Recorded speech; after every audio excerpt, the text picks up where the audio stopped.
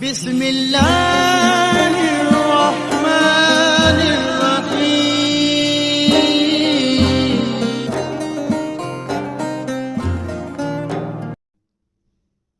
اعوذ باللہ من الشیطان الرجیم بسم اللہ الرحمن الرحیم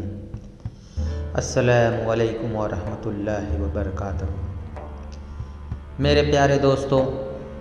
آج میں حضرت ابراہیم علیہ السلام کی زندگی کے بارے میں باتیں کریں گے۔ چونکہ حضرت ابراہیم علیہ السلام کی زندگی مبارک کا قصہ بہت بڑا ہے، تو ہم اس کو کئی بھاگوں میں سنیں گے۔ تو چلیے شروع کرتے ہیں حضرت ابراہیم علیہ السلام کی زندگی، بھاگ 1۔ بسم اللہ الرحمن الرحیم۔ حضرت ابراہیم علیہ السلام کا ذکر قرآن پاک میں۔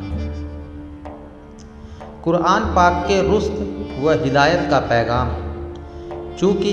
ابراہیمی ملت کا پیغام ہے، اس لیے قرآن پاک میں جگہ جگہ حضرت ابراہیم علیہ السلام کا ذکر کیا گیا ہے، جو مکی مدنی دونوں قسم کی صورتوں میں موجود ہے، یعنی 35 صورتوں کی 63 آیتوں میں حضرت ابراہیم علیہ السلام کا ذکر ملتا ہے۔ حضرت ابراہیم علیہ السلام کے والد کا نام۔ تاریخ اور تورات دونوں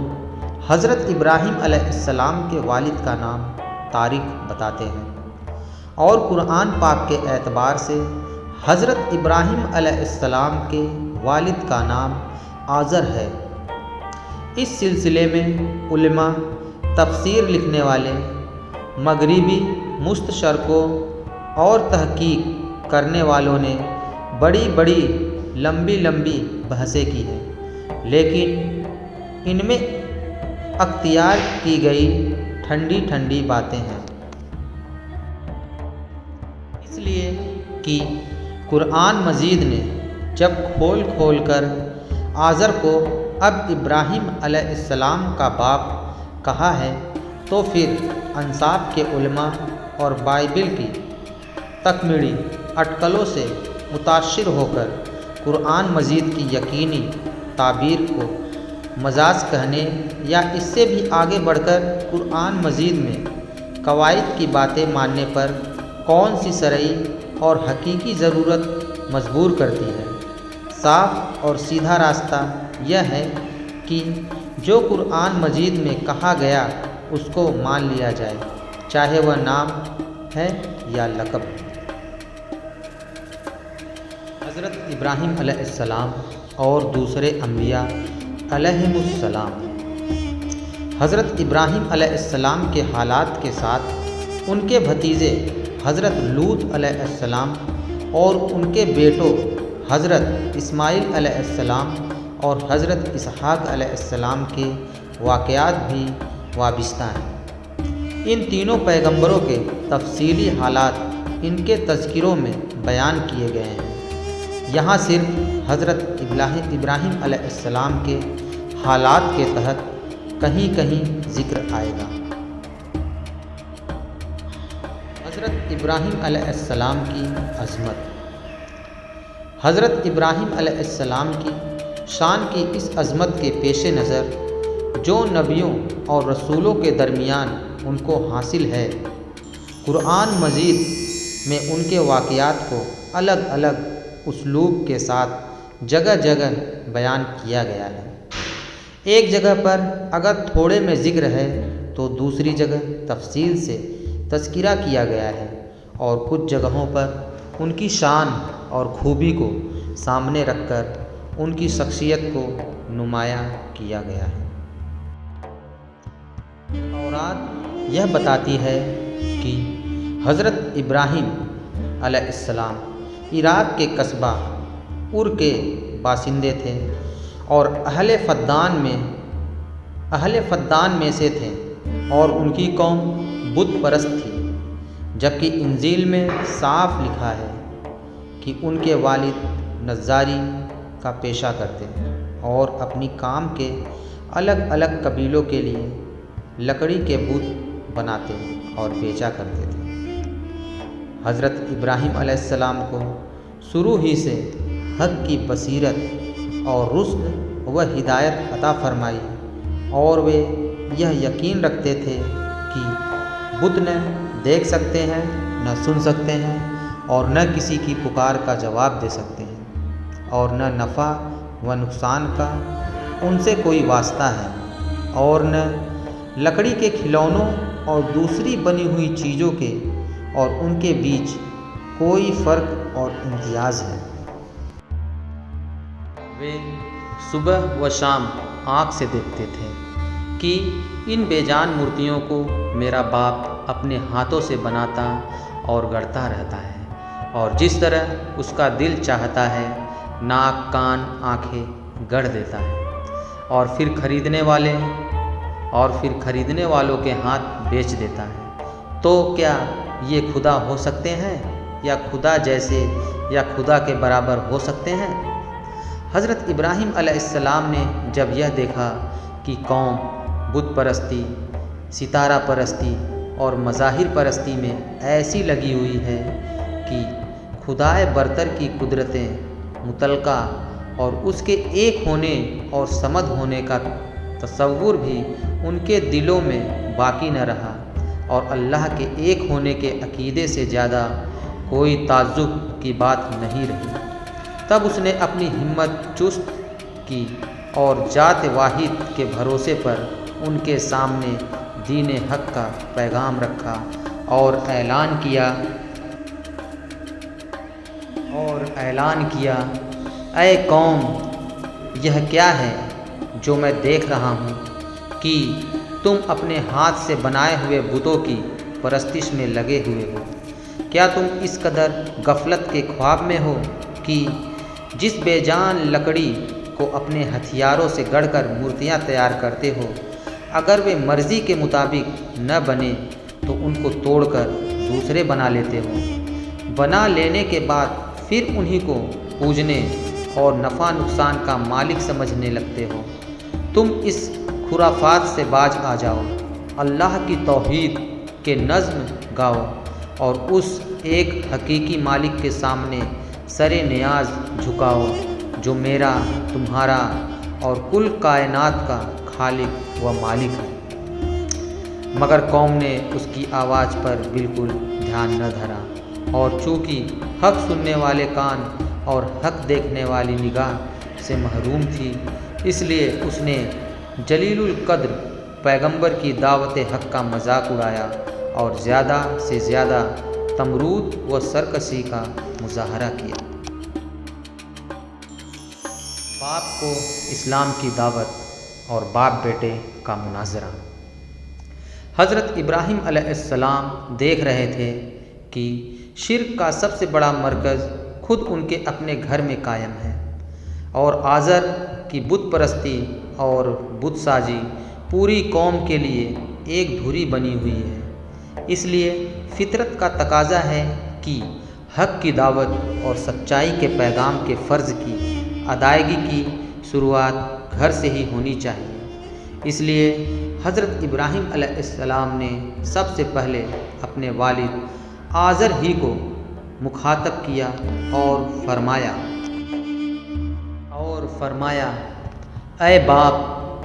خدا پرستی اور معرفت الہی کے لیے جو راستہ تو نے اپنایا ہے اور جسے آپ باپ دادا کا پرانا راستہ بتاتے ہیں، یہ گمراہی اور باطل پرستی کا راستہ ہے اور سیدھا راستہ راہ حق صرف وہی ہے جس کی میں دعوت دے رہا ہوں۔ اے باپ، توحید کی نجات کا سرچشمہ ہے، نہ کہ تیرے ہاتھ کے بنائے ہوئے بتوں کی پوجا اور عبادت۔ اس راہ کو چھوڑ کر حق اور توحید کے راستے کو مضبوطی کے ساتھ اختیار کر تاکہ تجھ کو اللہ کی رضا اور دنیا اور آخرت کی سعادت حاصل ہو۔ مگر افسوس کہ آزر پر حضرت ابراہیم علیہ السلام کی نصیحتوں کا بالکل کوئی اثر نہیں ہوا، بلکہ حق قبول کرنے کے بجائے آزر نے بیٹے کو دھمکانا شروع کیا۔ کہنے لگا کہ ابراہیم، اگر تو بتوں کی برائی سے باز نہ آئے گا تو میں تجھ کو پتھر مار مار کر ہلاک کر دوں گا۔ حضرت ابراہیم علیہ السلام نے جب یہ دیکھا کہ معاملہ حد سے آگے بڑھ گیا اور ایک طرف اگر باپ کے احترام کا معاملہ ہے تو دوسری طرف فرض کی ادائیگی، حق کی حمایت اور اللہ کے حکم کی اطاعت کا سوال، تو انہوں نے سوچا اور آخر وہی کیا جو ایسے اونچے انسان اور اللہ کی جلیل القدر پیغمبر کے شان شان تھا۔ انہوں نے باپ کی سختی کا جواب سختی سے نہیں دیا، حقیر سمجھنے اور جلیل کرنے کا رویہ نہیں برتا، بلکہ نہ ہی لطف و کرم اور اچھے اخلاق کے ساتھ یہ جواب دیا، اے باپ، اگر میری بات کا یہی جواب ہے تو آج سے میرا تیرا سلام ہے۔ میں اللہ کے سچے دین اور اس کے پیغام حق کو نہیں چھوڑ سکتا اور کسی حال میں بتوں کی پرستش نہیں کر سکتا۔ میں آج تجھ سے جدا ہوتا ہوں، مگر غائبانہ بارگاہ الہی میں بخشش کی طلب کرتا رہوں گا تاکہ تجھ کو ہدایت نصیب ہو اور تو اللہ کے عذاب سے نجات بھی پائے۔ قوم کو اسلام کی دعوت اور اس سے مناظرہ۔ باپ اور بیٹے کے درمیان جب میل کی کوئی شکل نہ بنی اور آزر نے کسی طرح حضرت ابراہیم علیہ السلام کی رشد و ہدایت کو قبول نہ کیا تو حضرت ابراہیم علیہ السلام نے آزر سے جدائی اختیار کر لی اور اپنی حق کی دعوت اور رسالت کے پیغام کو پھیلا دیا، اور اب صرف آزر کی مخاطب نہ رہا بلکہ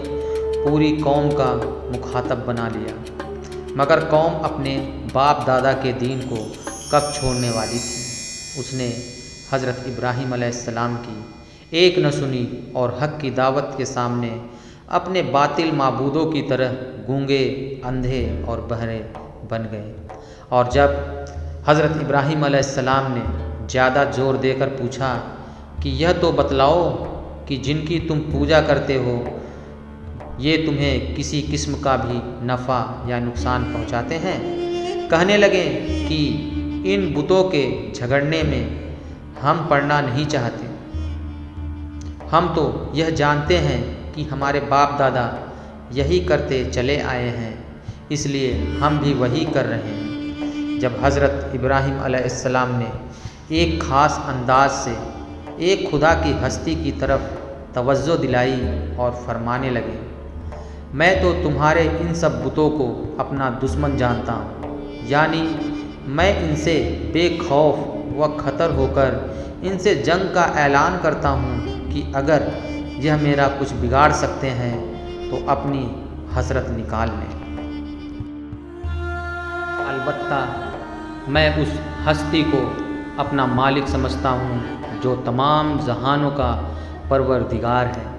جس نے مجھ کو پیدا کیا اور سیدھا راستہ دکھایا، جو مجھ کو کھلاتا پلاتا یعنی رزق دیتا ہے، اور جب میں مریض ہو جاتا ہوں تو وہ مجھ کو شفا بخشتا ہے، اور میری زندگی اور موت دونوں کا مالک ہے، اور یعنی خطا کاری کے وقت جس سے یہ لالچ کرتا ہوں کہ وہ قیامت کے دن مجھ کو بخش دے، اور میں اس کے حضور میں یہ دعا کرتا رہوں، اے پروردگار، تو مجھ کو صحیح فیصلے کی طاقت عطا فرما اور مجھ کو نیکوں کی سوچی میں داخل کر، اور مجھ کو زبان کی سچائی عطا کر، اور جنت نعیم کے وارثوں میں شامل کر۔ مگر آزر اور آزر کی قوم کے دل کسی طرح حق قبول کرنے کے لیے نرم نہ ہوئے، اور ان کا انکار حد سے گزرتا ہی گیا۔ دوستو، انشاءاللہ اگلے پوڈ میں یہ قوم کی ستارہ پرستی اور قوم کے نصیحت کے لیے حضرت ابراہیم علیہ السلام کی بتوں سے بغاوت کو تفصیل میں دیکھیں گے۔ تب تک کے لیے اپنا خیال رکھیں۔ اللہ حافظ۔